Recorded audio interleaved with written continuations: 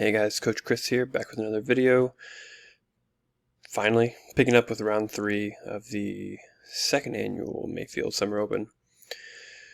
I had white against a 1927. I actually played this guy the year before in the final round. Also had the white pieces then. Played a good game, but ended up losing in time pressure. And so I was excited to play him again this year. And obviously he's a very strong player and he ended up winning the tournament. So opened with d4, he responded with g6, and I was proud of myself in the previous round because I had made some pretty practical decisions, and in this round I didn't. So I had prepared d4 and c4 base play for this tournament, and so in response to g6, what I should have done is played c4 and try to transpose the game back into a King's Indian, which I'm very familiar with. So for example, let's just say we get something like this, and now we're back in King's Indian territory, which happens a lot after black starts with g6. So I could have tried that, but instead, because I knew I would be making this video for you guys, I played e4, trying to be as principled as possible, taking the center. Bishop g7, knight c3, a6. The idea of a6 is to prepare b5 and b4, kicking this knight away, which would loosen up the e4 pawn, which is relevant after knight f6 and bishop b7. Knight f3 just developing towards the center, d6, bishop e2. There's not really a better square for the bishop. On d3 it severs the queen's connection with d4, and on c4 it invites b5, so just bishop e2, b5, again with the plan of kicking that knight. Played bishop e3 because this pawn isn't attacked yet. Now it would be attacked, and so I played a3. I should back up that I have absolutely no experience in this type of position. Like I explained earlier, King's Indian type structures I'm familiar with. Another way of playing that I've looked at before against the modern and Pirc is to play the so-called 150 attack, where you develop your dark squared bishop early, queen d2, you castle long, you try to trade off dark squared bishops, you throw your h-pawn up the board, try to open up the h-file, and mate black on the king side. I had some familiarity with that line, hadn't looked at it in a while, but I have played that before. What I end up playing, I'm just completely unfamiliar with. So because I'm completely unfamiliar with this type of position, I tried to just play natural, principled moves, but I was falling really far behind on the clock already. Trying to figure this out over the board, whereas obviously black, this is exactly what you hope for if you play this type of system with black, is your whole point is you're trying to undermine white's center, and if I'm just sort of passively defending it, then black can just sort of pick and choose the targets and go from there. So knight d7, supporting c5 and e5 breaks, castle, knight f6, and again here my inexperience shows. I thought about e5, and I thought it was just bad for white after this, and I thought, well, am I not just losing that pawn? And I even thought at the board, well, maybe I can push it, but I thought after takes or just castles and takes and rook takes, I was worried about opening up this f-file for black's pieces.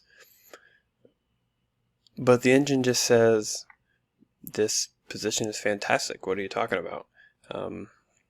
We've shredded the king side. Knight coming to e6 is just going to be a monster. If black takes here first, then we've got the open f-file to work with. We're threatening a fork, threatening e6. White's just crushing here. And so not being familiar with these positions, I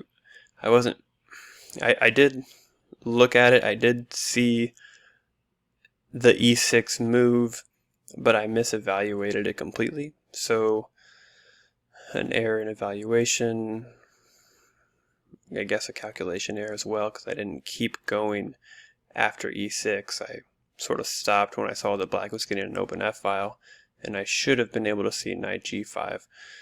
And instead I played queen d3, and so the queen having to babysit a pawn is obviously not ideal.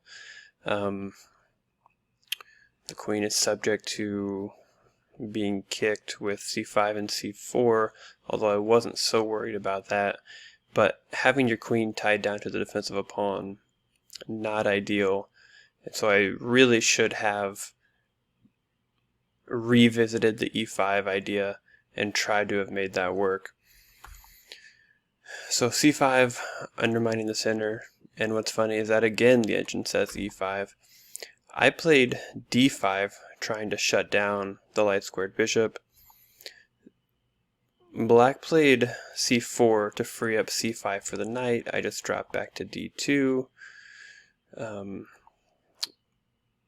Played knight d4, centralizing the knight, and this is a good idea, but I didn't follow it up correctly. So knight c5, engine says f3 is more solid. I played bishop f3, hoping to have time to play something like g3, bishop g2, and f5, but my opponent is too strong to give me that many moves without being harassed, and he played e5. Now, this is sort of where my game starts to go off the rails. And the most natural, most logical move in the position, consistent with our principles, if we want to go forward, retreating moves we should be pretty skeptical of. And the engine points out that knight c6, going forward, is the way to go. And I rejected this because I thought, well, isn't black just winning this pawn? And the engine says, yeah, maybe, but we're getting the d5 square, our rooks can come to the d-file, and this pawn is weak in return. So if we play natural forward moves, the tactics work out. Bobby Fischer said that tactics flow from a superior position. And so, again, I sort of cut the calculation off early. My evaluation was poor, and I didn't properly put great enough weight on the d5 square in the open d-file. And I retreated, which is not a good sign. If you're going backwards, things are probably going wrong. Knight fd7 to free up the f-pawn, g3 in accordance with the plan I mentioned earlier, f5, bishop g2, and again I would like to have time maybe even for f3 to solidify this. Opponent takes right away, which I was pretty happy about when I saw it on the board. And here I wanted to play knight c3, knight takes e4, but I was worried about there being pressure on d5, which is really just nonsense. Can just bring the rook over. Can recapture with bishop. Instead I played bishop takes e4, which is still okay, but knight f6 hits that bishop, and I'm not quite sure what happened here. I tried to make bishop g2 work but couldn't figure it out, and then I finally saw this f3 move, which is an inaccuracy, but I played it almost instantly, thinking that it nicely reinforces the e4 point, and by extension the d5 point, which keeps his light squared bishop bad. And so I kind of blitzed out pawn to f3 once I saw it, but bishop g2 was the plan all along. And then what I ought to be doing is knight c3, rook d1, can centralize the other rook, can play f3 or f4. Those are just far more natural moves than what I played in the game. So f3, bishop c8, trying to reroute the bishop to a more useful diagonal since I've got d5 nicely protected. King g2, queen d7, threatening this check, Or is he? So I was very worried about this check because I did absolutely no calculation. If I had just played the most natural move on the board, which is just knight c3, develop your pieces, put them in the center, try to influence the center, then white is fine. Black may be very, very slightly better, but this is just nothing here. How is black making progress? I have more central control. This is just one check that doesn't really lead anywhere. I was very scared of it. I played knight to g1, so instead of going forward, I went backwards, which is a bad sign, and my opponent punished me for it. So knight takes e4, f takes e4. Rook takes f1. I responded with the automatic, of course.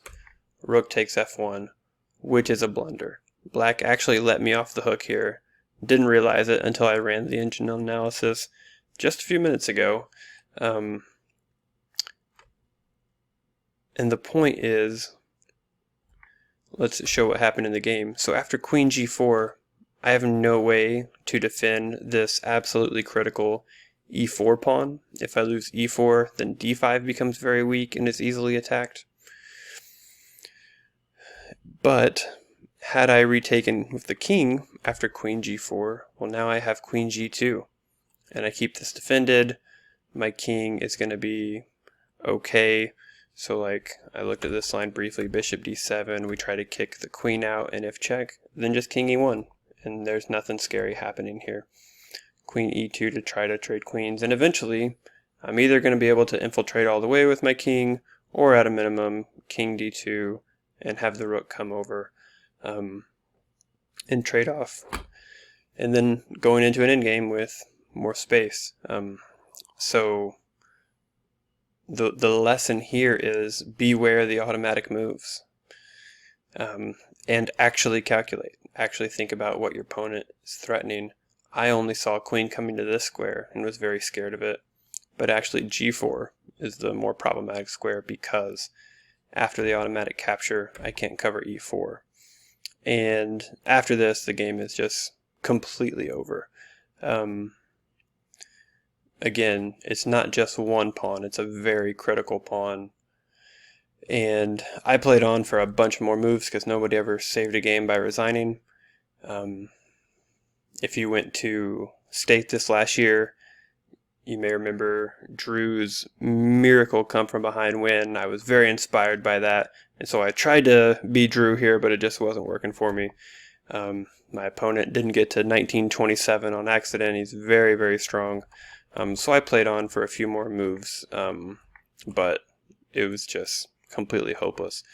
I really like this choice from my opponent, just simplifying into a 2-pawn up endgame with same colored bishops, and he converts extremely easily. These central pawns just steamroll me, and I resigned here. So, pretty nice game from my opponent.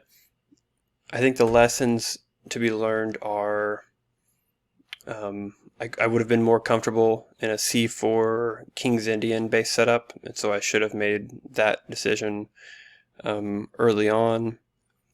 Your queen does not want to be tied down to the defensive pawns. If you're in that situation, there's almost always some better answer in here. That was e5. When you have the opportunity to go forward, then that's almost always the right way to go. The tactics will work out in your favor more times than not if you're playing in accordance with solid chess principles. And then actually calculate. Don't be afraid of ghost. This was just one check that was easily dealt with. And again, put your pieces in the middle. If you're retreating, things are not going well for you. And then beware automatic moves is the final takeaway. You have to calculate. It just is what it is. Chess is hard, and as much as we would like one-size-fits-all solutions, you just have to calculate in complex positions. Thanks for watching. Hope you got something out of it. Keep grinding those tactics.